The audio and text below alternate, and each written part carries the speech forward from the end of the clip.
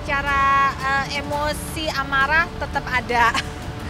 Jadi memang sebenarnya 2 tahun terakhir ini adalah 2023 sekarang ya. Ya 2 tahun lebih ini momentum yang cukup berat buat aku gitu loh. Karena sejak Februari tahun 2020 ada uang aku sebesar 5 miliar itu bisa dikatakan raib berada di tangan orang lain. Jadi aku adalah salah satu korban dari Indosuria, di mana pada tahun 2020 bulan Februari, di tanggal 13 Februari, aku tuh menerima telepon dari Indosuria, dari account officer-nya.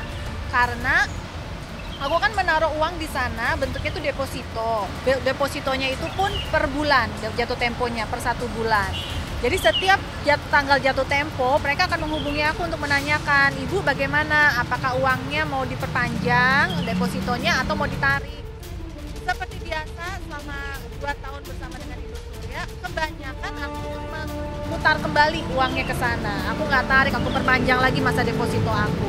Di tanggal 13 Februari pun aku melakukan hal yang sama. Aku bilang, oh ya udah diperpanjang lagi aja mas. Terus si orangnya ini si account officer-nya bilang, Ibu maaf ya, tapi sekarang lagi banyak yang narik loh Bu, Ibu tetap mau perpanjang. Aku bilang, oh gitu ya, oke, kalau gitu saya tarik juga deh. Itu tanggal 13 Februari 2020 hari Kamis. Terus saya ingat kalau saya punya 3 bilet di sana. Ada bilet saya yang kedua, itu nilainya 2 miliar. Itu jatuh temponya tanggal 15 Februari, jatuhnya kan hari Sabtu. Saya bilang, mas sekalian dong kalau gitu, saya kan ada bilet saya yang tanggal 15 Februari, itu saya tarik juga deh. Jadi nanti mungkin hari Senin sekalian aja ditransfernya. Oh oke, baik, sudah dicatat. Seperti biasa prosedural mereka, setelah konfirmasi dari cabang, dia kantor pusat sehari sesudahnya akan menghubungi untuk mengkonfirmasi. Dan benar, hari Jumat tanggal 14 Februarinya ditelepon. Ibu Anya apakah benar ingin menarik depositonya senilai sekian akan ditransfer ke nomor rekening sekian? Betul, oke. Ada juga kebiasaan dari Indosuria adalah kalau mereka menghubungi telepon konfirmasinya itu pagi atau siang, sorenya dananya udah ditransfer. Tapi 14 Februari 2020 tidak ada dana yang masuk. Terus saya pikir oke lah weekend, hari deh, mungkin baru hari Senin. Saya tunggu sampai 17 Februari 2020, 2 bilet saya itu tidak ada yang masuk dananya. Itu totalnya 3,2 M. Dan itu terus berlangsung sampai hari ini, sampai bilet saya yang ketiga nggak sempat ditanyain lagi, itu udah saya anggap hilang bersama. Lalu bulan Mei di tahun 2020 itu saya nggak dengar kabar apapun tentang Indosuria, cuma ada pemberitaan gagal bayar, tiba-tiba ada WhatsApp grup dengan bentuk aliansi dari beberapa banyak nasabah. Bulan Mei 2020 kita diajak bertemu di kantor pusatnya Indosuria di Kuningan. Di sana bukan juga bentuknya sebuah pertemuan diskusi, mencari jalan keluar bersama, enggak. Kita didudukan ke dalam satu ruangan meeting, beberapa kloter, saya dapat kloter yang keberapa. Dan di sana itu ada wakil dari pengacaranya Indosuria, bukan pengacaranya Indosuria ya, jadi kayak juru bicaranya dari pengacaranya si Indosuria, itu memberikan pemaparan ke kita, kayak dosen aja gitu di depan. Oke, buat Anda yang punya saldo sekian rupiah sampai sekian rupiah, begini cara pengembaliannya. Yang punya sekian rupiah sampai sekian rupiah, begini cara pengembaliannya. Lebih kepada begini jalan keluar dari kita. Apakah ada opsi yang lain? Tidak. Apakah ada tanya jawab diskusi? Tidak ada. Jadi hari itu kita cuma didudukan untuk menerima surat pernyataan kesepakatan. Kalau begitulah skema pengembalian yang mereka akan berikan.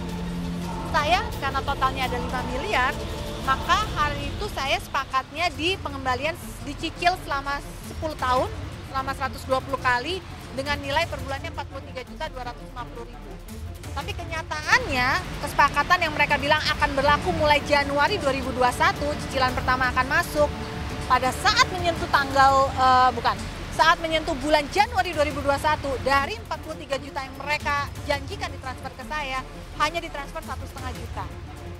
Bulan Februarinya 2021 ditransfernya 500.000. Bulan Maretnya 500.000 lagi. Bulan Aprilnya hanya 400.000. Mei dan seterusnya sampai sekarang Februari 2023 tidak pernah ada transferan apa-apa lagi. Ya total 2,9 juta dari 5.300 juta rupiah. Kan sorry, saya ralat.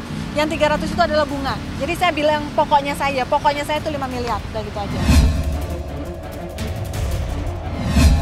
Itu momentum di mana saya ngerasa, wah ini udah kelewatan ya.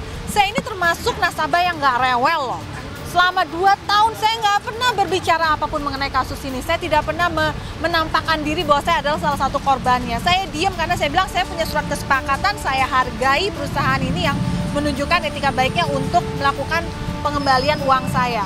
Tapi setelah kemarin saya ngelihat kok begini ya then again ya, kalau ini pikiran orang awam dan halayak umum lah.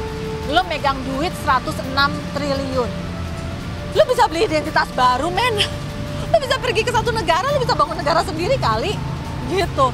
Tapi ya udahlah, saya masih berharap dan berpositif thinking kalau dengan saya tidak rewel, maka saya tidak akan dimasalahin panjang lebar sama mereka.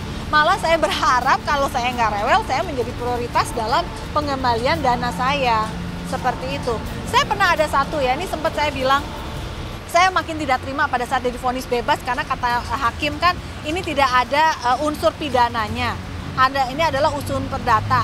Walaupun dasarnya yang namanya penipuan adalah perdata, tapi saya menemukan dan merasakan indikasi ini adalah penipuan, ini adalah tindak pidana penipuan. Kenapa? Sekarang gini, perusahaan Indosuria itu kan sudah ada di tahun 80-an. Puluhan tahun berada existing dengan aset yang begitu besar, nama yang begitu besar, reputasi yang begitu bonafit. Tidak mungkin, kita ibaratnya Indosuria itu sebuah gedung yang kokoh, puluhan tahun berdiri. Masa sih sebuah gedung itu akan runtuh dalam 1 hari, 2 hari? Pasti mesti kelihatan dulu dong, ada retaknya dulu, fondasinya udah mulai goyang, bunyi suara-suara kretek-kretek apa. Berarti seharusnya pimpinan dan pengurus perusahaan itu sudah tahu mungkin bulanan atau bahkan tahunan sebelumnya kalau perusahaannya dia udah mulai nggak bener. Tapi kenyataannya bahkan di bulan Februari 2020, Indosuria itu masih mengadakan 2 pesta besar untuk menarik dana-dana orang. Tanggal 3 Februari diadakan di Medan, tanggal 11 Februari dia mengadakan di Jakarta. Dia masih menarik dana baru. Lalu tiba-tiba tanggal 20 Februari di bulan yang sama dia menyatakan gagal bayar. Berarti apa? Emang lu udah niat ya? Lu udah niat mau ngambil duit-duit ini semua? Logikanya gitu aja. Kalau saya sih berharap kurang lebih lah ini disamakan kasusnya dengan Koperasi Cipaganti. Di mana terdakwa akhirnya disita aset-asetnya untuk dikembalikan kepada nasabah. Itu mungkin salah satu kasus yang bisa jadi referensinya ya. Ya, itu sih harapan saya lah seperti itu. Saat ini sih update yang terbaru, Barreskrim sudah kembali membuka kasus ini atas dorongan dari pemerintah, Pak Joko Widodo, Pak Mahfud MD, Mas Teten Mas Duki juga. Bahkan secara paralel DPR RI juga sudah mulai melakukan revisi untuk undang-undang koperasinya. Ya, kalau dari langkah saya pribadi, saya sih masih bergabung dengan para aliansi saja, mengikuti bagaimana pergerakan mereka. Karena kalau dibandingkan saya datang maju sendiri, membawa sebuah lawyer sendiri, kasus saya itu seperti butiran pasir. 5 miliar di antara 106 triliun, aduh nggak nothing gitu loh. Jadi harus berkumpul untuk bisa menghadirkan kasus ini lebih kuat lagi. Proses saya menyaring, karena kenapa saya tidak mau emosi dan mood kerja saya juga terganggu. Uang 5 miliar saya sudah hilang, saya harus mengisi kembali tabungan itu. Jadi saya lebih baik memfokuskan langkah ke depan untuk mengisi pundi-pundi saya kembali, sambil saya mengikutinya dengan cara menyaring berita-berita yang ada.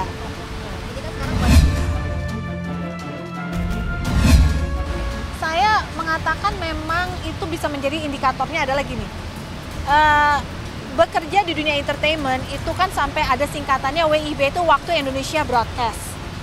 Kalau ada 28 jam dalam satu hari, 28 jam lah kita bekerja. Sehingga mungkin kesempatan untuk melakukan penelitian atau menelaah lebih lanjut dalam menaruh uang ke sebuah bentuk investasi itu kadang-kadang udah makan percaya omongan orang aja. Walaupun saya berbeda ya. Di tahun 2018 itu saya mencari tahu banyak tentang Indosuria. Saya cari tahu, saya lihat profilnya, makanya saya bilang perusahaan dari tahun 80-an sampai sekarang should be lebih bisa dipegang lah dibandingkan perusahaan yang baru umurnya jagung, tiba-tiba mau bawa lari, indikasi untuk membawa lari uang orang tuh lebih gede lah. Tapi kalau melihat case seperti ini, terkadang mungkin karena teman-teman sesama entertainment itu gak ada waktunya untuk menelaah lebih lanjut kebenaran dan autentivitas dari sebuah lembaga ataupun apalagi latar belakang orang. Jangankan gitu deh, untuk menerima orang bekerja di dalam rumah kita aja, kita kan susah dong double checknya apa. Dia bilang katanya udah pegangannya adalah SKCK. I don't know. terkadang kan sekarang dia mungkin melakukan satu tindak pidana, tapi damai secara kekeluargaan, tidak pernah melaporkan orang tersebut di kepolisian, tidak ada track recordnya. Bagaimana kita tahu orang ini memang sudah punya sejarah kriminalitas atau tidak? Pun kita nggak boleh 100% suzon. Terkadang mungkin orang dalam keadaan terdesak sehingga dia melakukan satu tindakan pidana, akhirnya dia sudah bertobat, dia ingin menjadi baik. Tidak bisa juga menjamin SKCK itu bahwa orang akan baik seumur hidupnya. Orang bisa aja mengalami masa buruk dalam hidupnya, melakukan satu tindakan kriminal, tapi habis itu dia akan bertobat dan berbuat baik. Masa kita nggak ngasih kesempatan? Jadi susah juga, apalagi untuk sebuah perusahaan yang portfolionya begitu kuat. Gak juga ya, karena gini, mungkin teman artis itu lebih mudah kelihatan karena lebih punya kesempatan media untuk berbicara, bercerita tentang kasusnya mereka, story-nya mereka. Tapi kalau masyarakat awam yang tidak punya media apa untuk bercerita, banyak juga yang kena penipuan kayak gitu.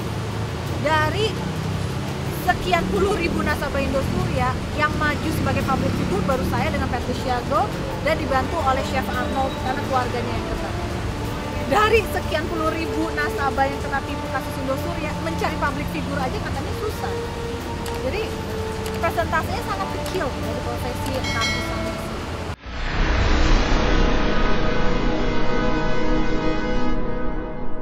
Jadi jangan lupa untuk subscribe Cumi Cumi. Ditekan ya tombol lonceng merahnya.